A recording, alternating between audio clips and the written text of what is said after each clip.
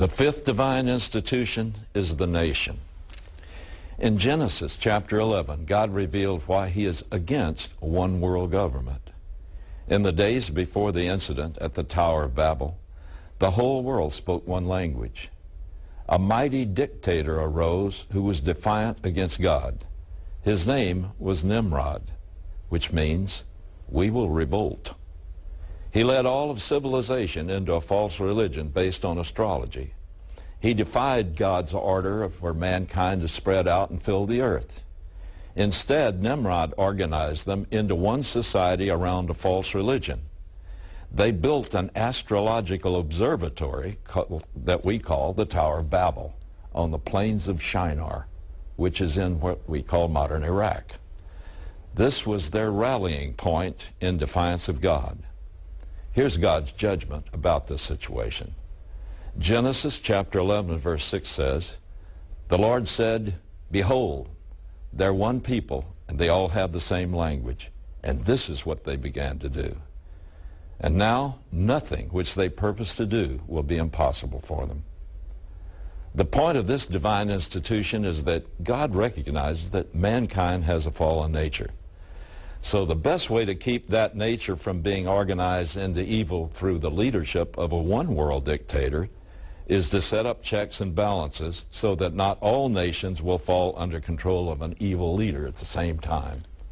Just suppose the whole world would have been under German government when Hitler took power.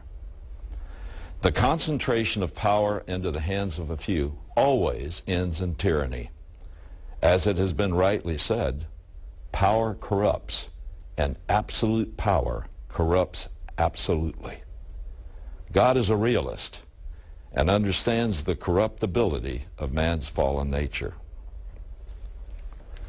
So once again, these divine institutions were given for the sake of all mankind, and as they are observed and followed, to that degree a society is stabilized.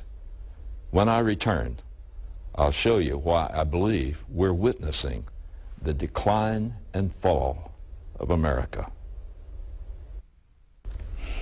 As I said before the break, I believe America is in real danger. I believe we're witnessing the decline and fall of America. Now, many will agree with me that we're witnessing a decline in America, but very few will admit that we're seeing a fall. Next week, we're going to take up each one of these divine institutions and show how that America is literally casting away and attacking each one of these five divine institutions, and it's ripping the fabric of America apart. And as that fabric of our society tears, the decline and fall goes exponentially. Now, you know, 2 Timothy chapter 3 records the kind of conditions that would exist in our world just before the end of this age and the coming of Christ.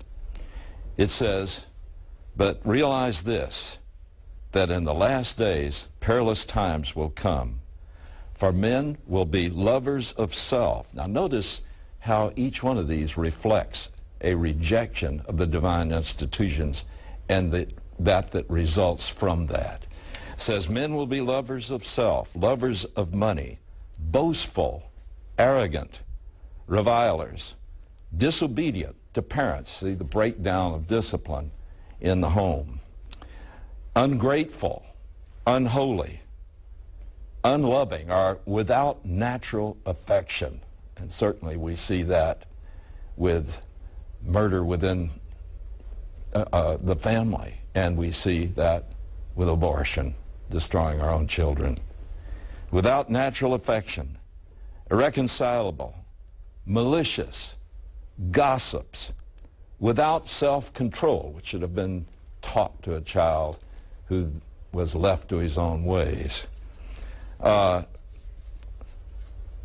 "Brutal, haters of good, treacherous," no honesty, no honor, "reckless," no self-control, "conceited, lovers of pleasure rather than lovers of God.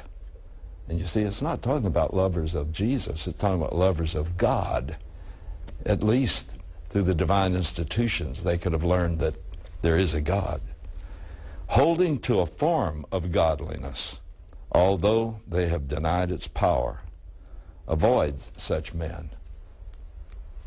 I believe that part of the decline and the terrible, perilous times that would come with the times of the end of the age are caused by the world, and particularly America, rejecting and trotting underfoot the divine institutions. Next week, we'll look at these 5 institutions individually, and I'll seek to show how each one of them is under attack in a maximum way and being rejected by the majority of our society. So it's no wonder that we're witnessing the decline and fall of America.